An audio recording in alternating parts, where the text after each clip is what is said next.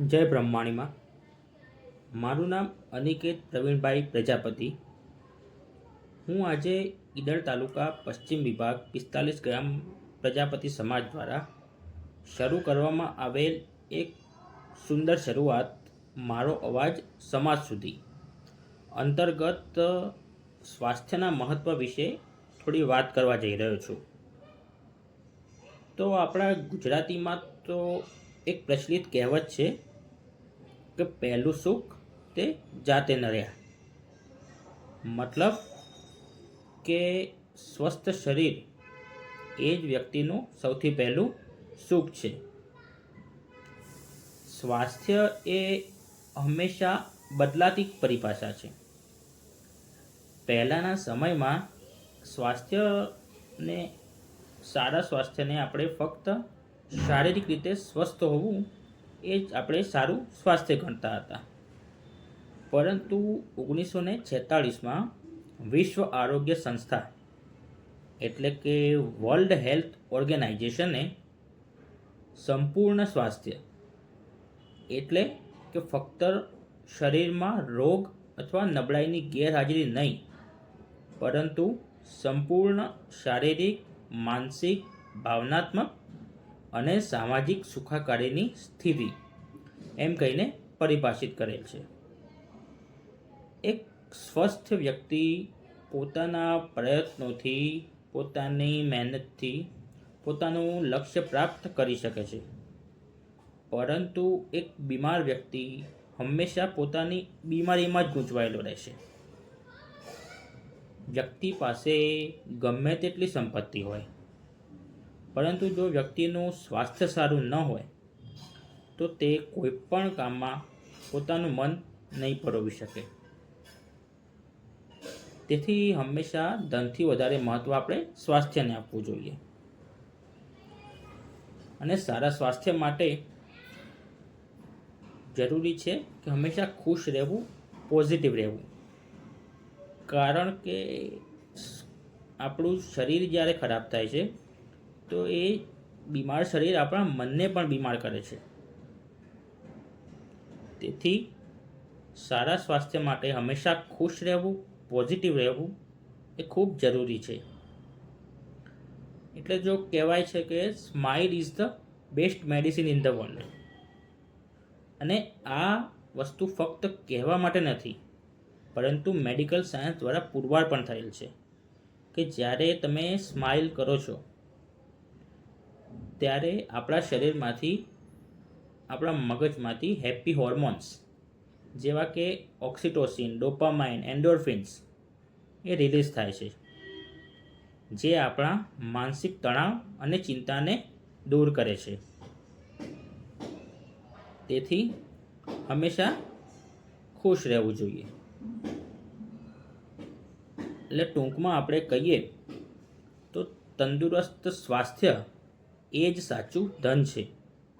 અને આ વસ્તુ આપણને ત્યારે જ સમજાય છે કે જ્યારે આપણું સ્વાસ્થ્ય કથળે છે. તેથી સારા સ્વાસ્થ્ય માટે હંમેશા ખુશ રહેવું, પોઝિટિવ રહેવું અને એવી વસ્તુઓથી, એવી આદતોથી હંમેશા દૂર રહેવું જે આપણા સ્વાસ્થ્યને ખરાબ કરે. અને સારા સ્વાસ્થ્ય માટે આપણે હંમેશા પ્રયત્નો કરતા રહેવું જોઈએ. અને અંતમાં સૌને સારું અને સર્વાંગી સ્વાસ્થ્ય પ્રાપ્ત થાય એવી પ્રભુ ધન્વંતરીને પ્રાર્થના. અસ્તુ. જય બ્રહ્માણીમાં. પ્રજાપતિ, ગામ ઉમેદગઢ, હાલમાં મેડિકલ ઓફિસર સંતરામપુર ખાતે ફરજ બજાવું છું.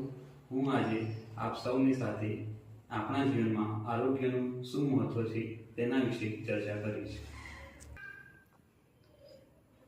જેમાં સવારે વહેલા ઉઠવું, કસરત કરવી, ધ્યાન કરવું, યોગ કરવા, લીલા શાકભાજી ખાવા, ફ્રૂટ ખાવા, વધુ માત્રામાં પાણી પીવું, પૂરતી ઊંઘ લેવી, ફાસ્ટ ફૂડ ના ખાવા. શું આ બધું જીવનમાં મહત્વનું છે? અને તેનું કેટલું મહત્વ છે ચાલો એક ઉદાહરણ સાથે સમજીએ.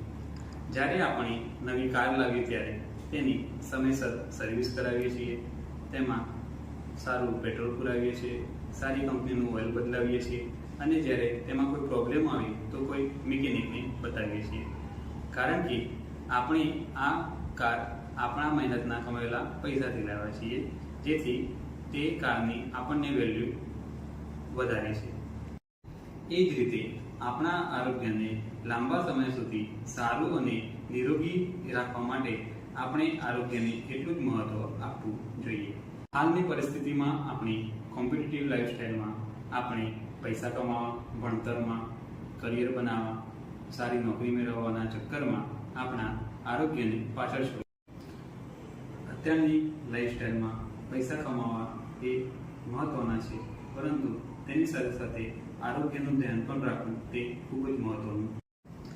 જો કોઈ બાળક હેલ્ધી છે તેને તમે 100, 200 કે 1000 રૂપિયાનું રમકડું આપો તો પણ બાળક રમકડાની કિંમત કરતાં રમકડાથી વધારે આનંદ થશે. જ્યારે કોઈ બીમાર બાળકને તમે સસ્તું કે મોંઘું રમકડું આપો તો પણ બાળક રમકડા સાથે રમી શકશે નહીં, કારણ કે જો બાળક તંદુરસ્ત જ નહીં હોય તો બાળક આનંદ મેળવી શકશે નહીં.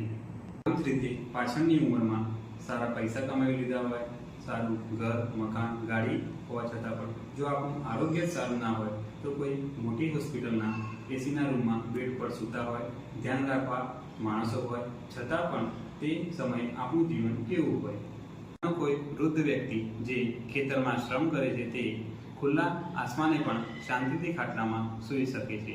તેવીના દરેક તબક્કામાં પૈસાનું મૂલ્ય એક સમાન હોતું નથી, પરંતુ આરોગ્યનું મૂલ્ય એક સમાન હોય છે, જેથી જીવનના દરેક તબક્કે પૈસા અને આરોગ્ય કરતાં આરોગ્યને વધારે મહત્વ આપવું જોઈએ. પૈસા કમાવામાં કોઈ વાર લીવર, કિડની કે હાર્ટ ફેલ થઈ જાય તો હા, ટ્રાન્સપ્લાન્ટ થઈ શકે છે, પરંતુ એ એટલું સરળ રહેતું નથી.